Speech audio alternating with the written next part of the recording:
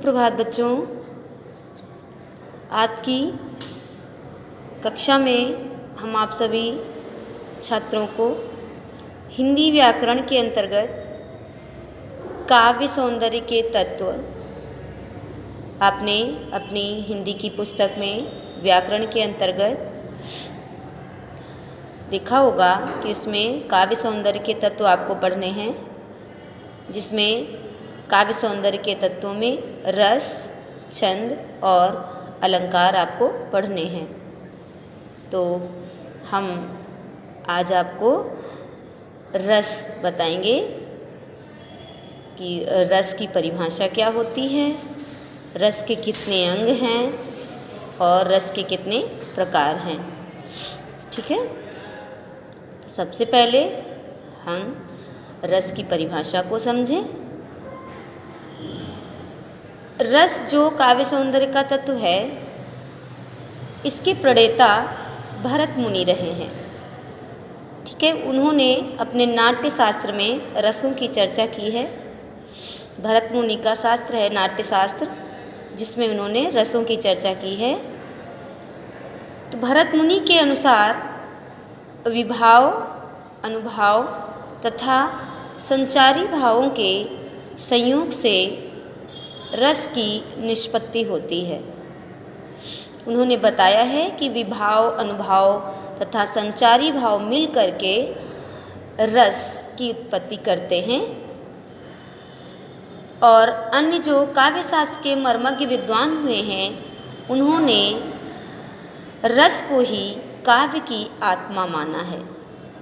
कहने का तात्पर्य ये है कि जो रस है वह काव्य की आत्मा होता है।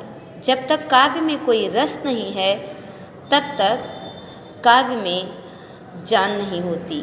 ठीक है, तो विद्वानों ने रस को ही काव्य की आत्मा कहा है।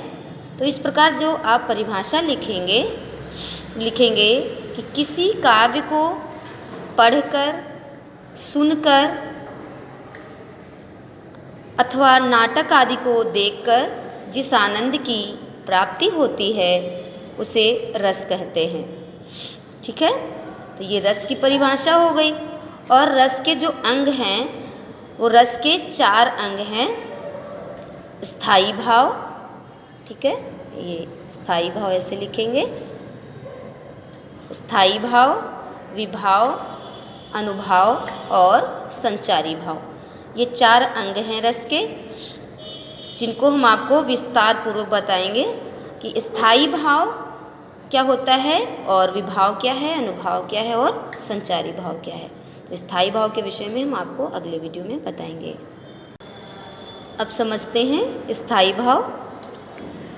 स्थायी भाव वे भाव होते हैं जो प्रत्येक मनुष्य के अंदर सुप्तावस्था में विद्यमान होते हैं।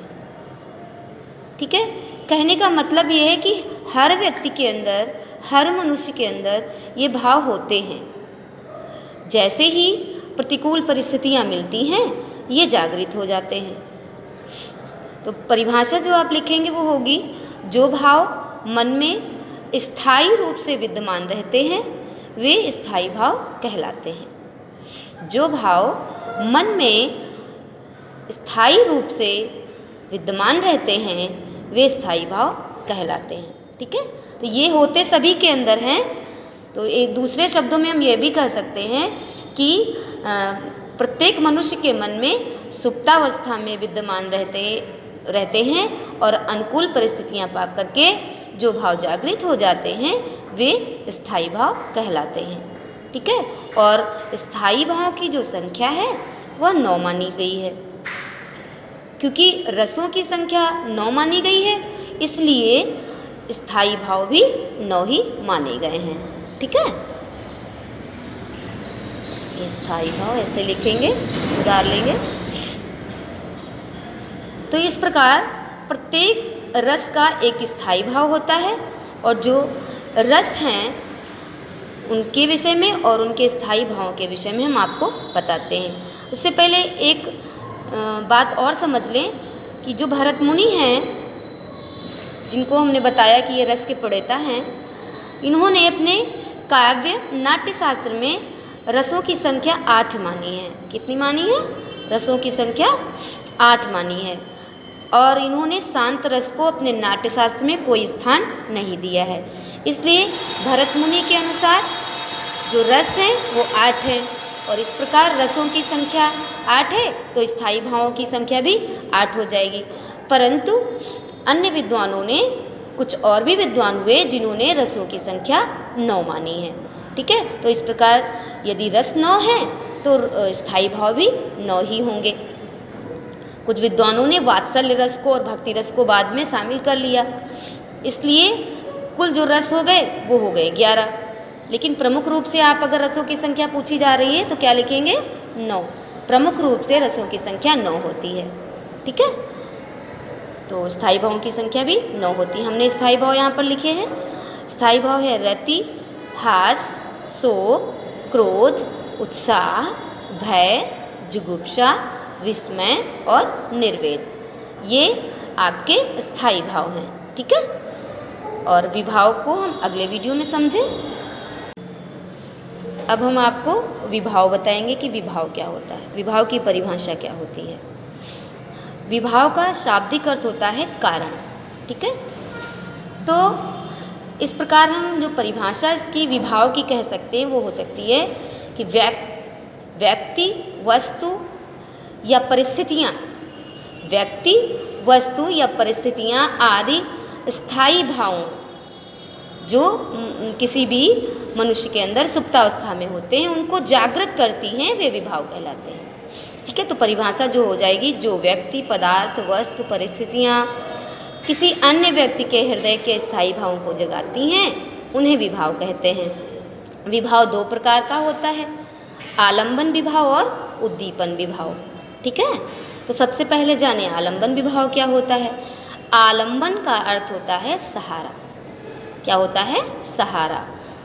तो स्थायी भाव जिन व्यक्तियों, वस्तुओं आदि का सहारा पाकर के प्रकट होते हैं, स्थायी भाव जिन व्यक्तियों, वस्तुओं आदि का सहारा पाकर के प्रकट होते हैं वे आलंबन विभाव कहलाते हैं। ठीक है, आलंबन विभाव 2 प्रकार का होता है। यहाँ पर हमने नहीं बताया है, आपको बता रही हूँ कि आलंबन विभाव 2 प्रकार का होता है। एक होता है आपका आश्रय और दूसरा होता है विषय। आश्रय और विषय। ठीक है, पहला होता है आश्रय और दूसरा होता है विषय। आश्रय क्या होता है? आश्रय यानी कि जिस व्यक्ति के मन में स्थायी भाव जगते वो आश्रय होता है। और विषय क्या होता है? जिस व्यक्ति या वस्तु के कारण आश्रय के मन में स्थायी भाव जगते हैं उसे हम विषय कहते हैं। तो ये आपका हो गया आलंबन विभाव। और अब उद्दीपन विभाव क्या होता है? उद्दीपन विभाव होता है कि वे वस्तुएं या वह चेष्टाएं जो स्थायी भावों को जागृत करने का कार्य करती हैं वो उद्दीपन विभाव कहलाती हैं। ठीक है, तो कह सकते हैं कि जिन वस्तुओं या परिस्थितियों को देखकर या जिनके कारण स्थायी भाव जगते हैं वह वस्तुएं, वह व्यक्ति या वह परिस्थितियां ही उद्दीपन विभाव कहलाती हैं। ठीक है, तो ये आपका हो गया उद्दीपन विभाव। और उसके बाद अनुभाव। अनुभाव क्या होता है? अनुभाव हृदय में जागृत भावों को व्यक्त करने के लिए वाणी, अंगों के अभिनय या चेष्टाओं आदि के द्वारा जिनसे अर्थ प्रकट होता है वे अनुभाव कहलाते हैं। यानी भाव होता है कारण और अनुभाव होता है कार्य। ठीक है, तो जिस कारण से हम कोई कार्य करने लगते हैं वही अनुभाव कहलाता है। तो ये जो परिभाषा है कि हृदय में जागृत भावों को व्यक्त करने के लिए वाणी, अंगों के अभिनय द्वारा जिनसे अर्थ प्रकट होता है वे अनुभाव कहलाते हैं। ठीक है, फिर अगला है संचारी भाव। संचारी भाव हृदय या मन में संचरण करने वाले या आने जाने वाले भावों को हम संचारी भाव कहते हैं। और संचारी भाव पानी के बुलबुलों के समान होते हैं जो आते और जाते रहते हैं, बनते और मिटते रहते हैं। और इनकी संख्या 33 बताई गई है। ठीक है, तो ये संचारी भाव की परिभाषा थी। संचारी भावों की संख्या 33 है और हम आपको अगले वीडियो में रस के जो भेद हैं उनके विषय में, रस के प्रकार और उनके स्थायी भावों के विषय में बताएंगे। धन्यवाद।